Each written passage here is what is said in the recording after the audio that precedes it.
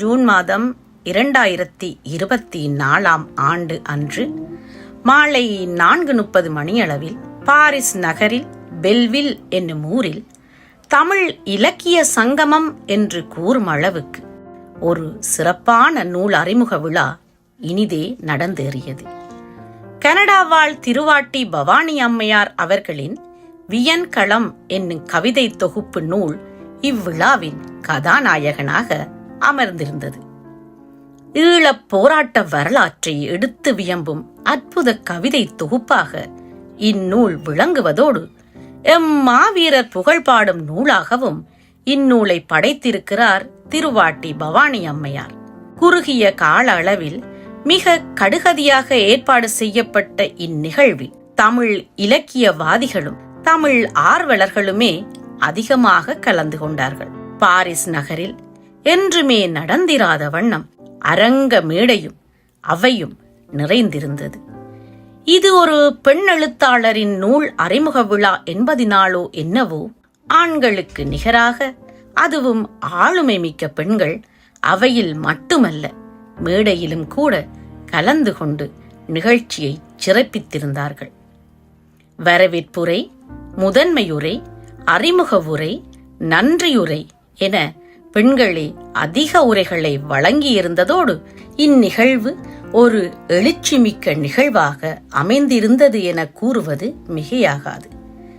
அது மட்டுமல்லாது பாரிஸ் நகரில் நடந்த நூல் அறிமுக விழாக்களில் இது சாதனை படைத்த நிகழ்வாகவே அமைந்திருந்தது என கூறுவது பொருத்தமானதாக இருக்கும். எமது ஈழத்து போர்க்கால வரலாறு பற்றிய சிந்தனையை, நினைவலையை, தேச வேட்கையை தனது எழுத்துக்களால் சிந்தாமல் சிதறாமல் கோர்த்து வியன்களம் என்னும் வலி சுமந்த மாலையை பல ஆண்டுகளாக தனித்திருந்து தவமிருந்து கட்டி முடித்த திருவாட்டி பவானி அம்மையார் கனடா மண்ணிலும் இலண்டனிலும் தனது நூலை வெளியிட்டிருந்த போதும் எப்படியாவது ஐரோப்பா வாழ் தமிழர்களிடமும் இந்நூலை தவளவிட வேண்டும் என்ற தணியாத தாகத்துடன் தனது உடல் உபாதைகளை பொருட்படுத்தாது விண்ணுந்தில் நீண்ட தூர செலவு செய்து இங்கு வந்தமையை எண்ணி பார்க்கையில் எப்படிப்பட்ட மனத்திடம் கொண்ட பெண்மணி அவர் என எங்களால் எண்ண முடிந்திருந்தது. இன்பத் தமிழ் பருகி வளர்ந்த ஈழத்து வீரமங்கை என்பதனாலோ நீண்ட தூர செலவின் களைப்பை வெளிக்காட்டாது நிகழ்வின் தொடக்கம் முதல் இறுதி வரை மலர்ந்த முகத்துடன் அரங்கில் அமர்ந்திருந்து தன்னை நாடி வந்த ஆர்வலர்களை அன்போடு அணைத்து அன்பு பாராட்டி அரங்கேறிய அத்தனை உரைகளையும் சோர்வின்றி செவிமடித்து அவ்விழாவை மேலும் சிறப்பித்துக் கொண்டிருந்தார் நூலாசிரியர். இந்நிகழ்வை குறுகிய காலத்துக்குள் மிக சிறப்பாக ஏற்பாடு செய்திருந்தது மிஷன் தமிழ் குழுமம். அதிலும் திருவாளர் திவாகரின் பங்களிப்பு ஆழப்பெரியது. அவரது துணைவியார் நிஷாந்தியின் துணையுடன் ஆளுமை மிக்கவராக திவாகர் அவர்கள் இந்நிகழ்வை ஏற்பாடு செய்திருந்ததோடு மண்டப ஒழுங்கமைப்பும் விருந்து உபசாரம் என துடிதுடிப்பான இளைஞனாக செயலாற்றி கொண்டிருந்தது அவருடைய திறமையை மேலும் எடுத்துக்காட்டியது. நிகழ்ச்சியை தொகுத்து வழங்கிக் கொண்டிருந்தார் தமிழ் இலக்கியவாதியும் பன்முக கலைஞருமான திருவாளர் சத்தியநாதன்.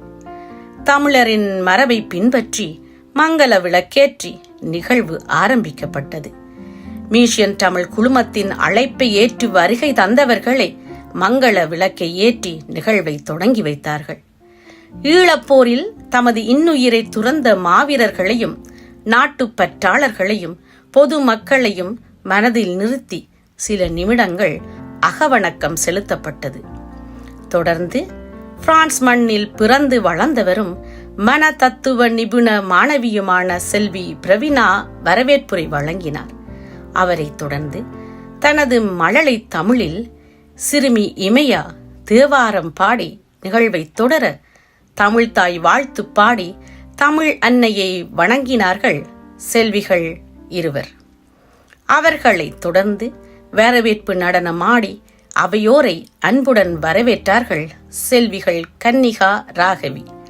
திருவாளர் சத்தியநாதன் ஆரம்ப உரையை பேசத் தொடங்கினார். நாம் வஞ்சிக்கப்பட்ட இனமாக, காணும் தேசமெல்லாம் வாழ வேண்டிய கட்டாயத்தில் தள்ளப்பட்டோம். இருந்தபோதும் 2009க்கு முன்பு வரை நெஞ்சை நிமிர்த்தி கம்பீரமாக நடந்து கொண்டிருந்தோம். புலம்பெயர் தேசத்திலும் கூட நிம்மதியாக தூங்கிக் கொண்டிருந்தோம்.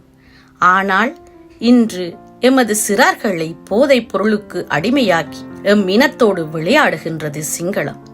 வீட்டுக்குள் அடைபட்டிருந்த தமிழ் பெண்கள் தேசிய தலைவரின் ஊக்கத்தினால் ஆயுத போராட்டத்து வீரமங்கைகளாக, முப்படை வேங்கைகளாக உருவெடுத்து வரலாறு படைத்தார்கள். அப்படியான வீரமங்கைகள் தோன்றிய மண்ணிலும் புலம்பெயர் தேசத்திலும் தமிழ் பெண் எழுத்தாளர்களின் எண்ணிக்கை மிக குறைவாகவே உள்ளது. அப்படியான அரிய எழுத்தாளர்களில் ஒருவராக திருவாட்டி பவானி அவர்கள் விளங்குகிறார்கள் என்பது பெருமைக்குரிய விடயமாக இருக்கிறது. ஒரு எழுத்தாளர் காலத்துக்கு ஏற்ப தேவை கருதி எழுதுவதுதான் சிறந்த எழுத்தாகும். அப்படி பார்க்கும் வேளையில் வியன்களம் ஒரு சிறந்த எடுத்துக்காட்டாக இருக்கிறது. பவானி அம்மையாரின் எழுத்துக்கும் எம்மவரின் சிறந்த எழுத்துக்களுக்கும் நாம் ஆதரவு வழங்க வேண்டும் என தனது அன்பு வேண்டுகோளை முன்வைத்தார் திருவாளர் சத்தியநாதன். ஒரு இனம் வாழ வேண்டுமென்றால் அவ்வினத்தின் மொழி வாழ வேண்டும் என்னும் கூற்றுடன் தனது முதன்மை உரையை பேசத் தொடங்கினார் தமிழ் இணைய பல்கலைக்கழக விரிவுரையாளரும் பேச்சாளருமான திருவாட்டி யசோதரா. நூலுக்கு மதிப்புரை வழங்க வந்திருந்த பாட்டரசர் பாரதிதாசன் அவர்களின் சிறு அறிமுகத்துடன் நூலாசிரியரின் சிறப்பையும் எடுத்துரைத்ததோடு தொல்காப்பியத்தின் சிறப்பு பாயிரத்தில் குறிப்பிட்டிருந்தது போல தொல்காப்பிய நூலின் அரங்கேற்ற நிகழ்வு அமைந்திருந்தது போல இந்நூல் அறிமுக விழாவும் அமைந்திருப்பதாக சிறப்பித்ததோடு வியன்களத்தின் கருவையும் புறநானூற்றின் கருவையும் ஒப்புமைப்படுத்தி விளம்பினார். இந்நூலாசிரியரை போன்ற எழுத்தாளர்களின் எழுத்துகள் வலி நிறைந்த எம் ஈழத்தவர்களுக்கு சிறந்த மருந்தாக அமையும் என கூறினார். அறிமுக உரையை வழங்கிய ஊடகவியலாளர் திருவாட்டி அனுசியா அவர்கள் ஆசிரியரின் சிறப்புகளை எடுத்து வியம்பினார். பூவரசி வெளியீடாக கொற்றவை பாடல் இருவட்டும் வியன்களமும் அமைந்துள்ளது எனவும் 36 ஆண்டுகள் கனடாவில் வாழ்ந்தாலும் பல்துறை வித்தகியாக, தாய்மொழி பற்றாளராக, நாட்டு பற்றாளராக பவானி அம்மா இருப்பது வியத்தகு விடயமே.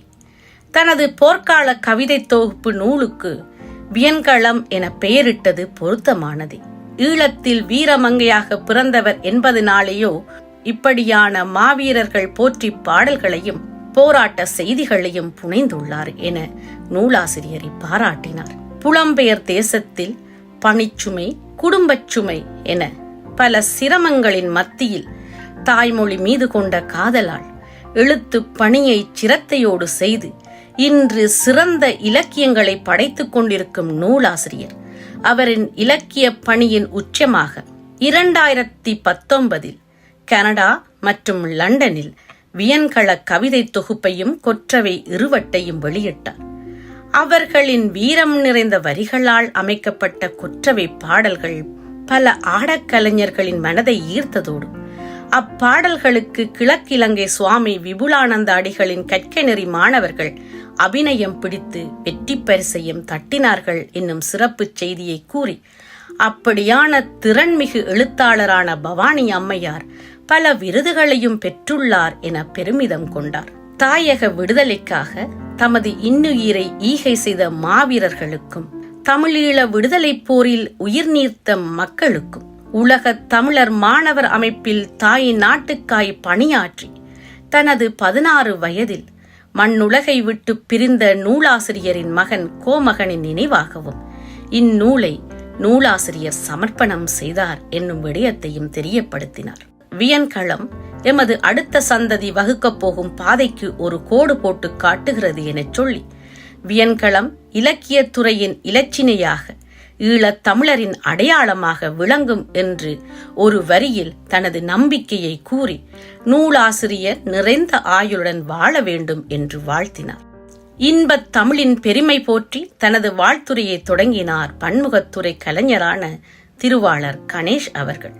வியன்களம் என்னும் போர்க்கால கவிதை தொகுப்பு எழுச்சியின் விருந்தாக அமைந்திருக்கிறது எனவும் எதிரிகளின் பாசறையை நொறுக்கிய மாவீரரை போற்றி பாடும் நூலாகவும் பாரதி கண்ட புதுமை பெண்களை இன்று ஈழத்தில் கண்டோம் வீரப் பெண்களாக என எழுச்சியோடு எழுந்தது அவருடைய வாழ்த்துரை. ஊடகவியலாளரும் தமிழ் இணைய பல்கலைக்கழக விரிவுரையாளருமான திருவாளர் பார்த்திபன் தனது வாழ்த்துரையில் பவானி அம்மையார் தனது வயதை பொருட்படுத்தாது துணிவு நிறைந்த பெண்மணியாக தனது எழுத்தால் அடுத்த தலைமுறையினர் பயன்பெற வேண்டும், முயற்சி கொள்ள வேண்டும் என்ற முனைப்போடு இந்நூலை எழுதியிருக்கிறார் என பாராட்டினார்.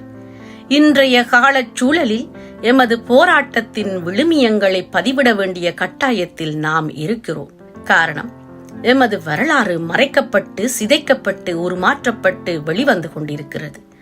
ஆகவே அவற்றையெல்லாம் ஒதுக்கி வைத்து உலகிற்கு எமது வலிகளை, வேதனைகளை, எமது விடுதலையின் நியாயப்பாட்டை விளக்கிச் சொல்ல வேண்டிய கட்டாயத்தில் எமது இலக்கியவாதிகள் உள்ளார்கள். இறுதி யுத்தத்தில் குழந்தைகளாகவும் சிறுவர்களாகவும் இருந்த எமது இளம் தலைமுறையினர் ஈழப் போராட்டத்தை பற்றி எழுதத் தொடங்கி இருக்கிறார்கள். அவர்களுக்கு ஊக்கம் கொடுத்து அவர்களை மேலும் எழுதத் தூண்டுவதோடு பன்மொழி திறமை கொண்ட அவர்களின் எழுத்தாள் உலகிற்கு எமது நிலையை எடுத்துக் கூற முற்பட வேண்டும் என தனது உள்ள குமுறலை எடுத்து உரைத்தார்.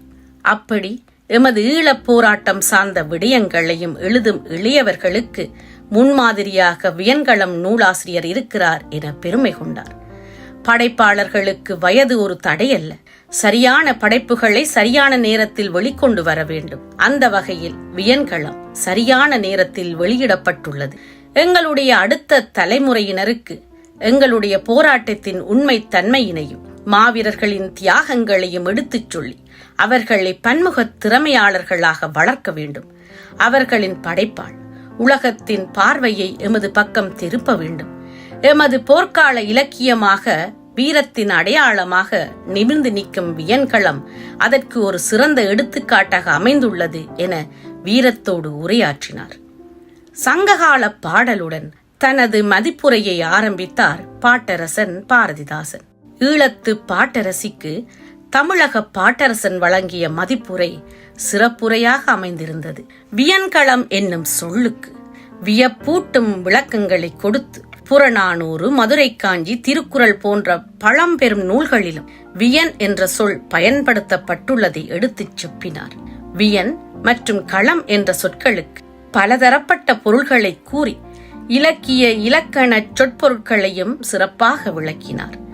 வியன் என்னும் சொல்லுக்கு பெரும் பரப்பு எனவும் களம் என்ற சொல்லுக்கு இல்லாமல் ஆக்குதல் எனவும் பொருள் கூறி வியன் களம் என்றால் எதிரிகளை இல்லாமல் ஆக்குதல் என வியன்களம் என்னும் தலைப்புக்கு சிறப்பு மிக்க பொருள் கூறியதோடு தனது நூலுக்கு இத்தலைப்பை இட்ட நூலாசிரியரின் மதிநுட்பத்தை பாராட்டினார். இறுதியில் ஈழத்து கவிஞர் காசியானந்த ஐயா அவர்களின் பாடல் வரிகளோடு வியன்கள பாடல் வரிகள் சிலவற்றை ஒப்பு நோக்கி பேசினார். கொற்றவை இருவட்டு பாடல்களுக்கு நயவுரை வழங்கிய தமிழ் எழுத்தாளர் திருவாளர் நிக்சன் அவர்கள் சங்க காலத்தில் கொற்றவை என்னும் இறைவியின் போற்றுதலை திறம்பட விளக்கி பேசினார்.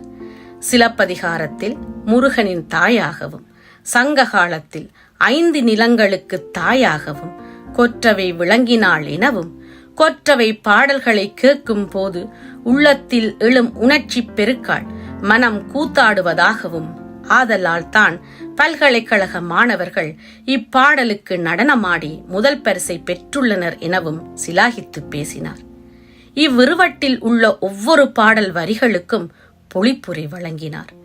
இக்கால இளைஞர்கள் துள்ளலிசை பாடல்களை விரும்பி கேட்பதை புரிந்து கொண்ட கொற்றவை இசையமைப்பாளர் ஒரு பாடலை துள்ளலிசையோடும் அமைத்துள்ளார்.